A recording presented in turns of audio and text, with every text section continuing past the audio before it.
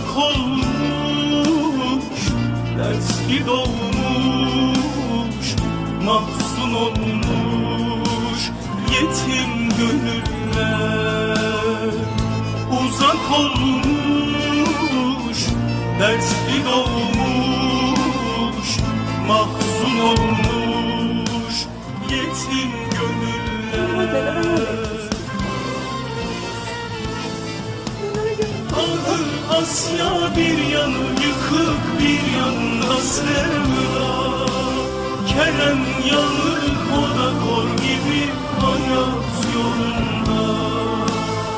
Öyle içten, öyle derin, öyle sevmişler.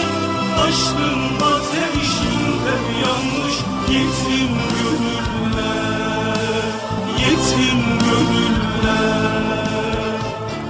Adı Asya, bir yanı yıkık, bir yanında sevda.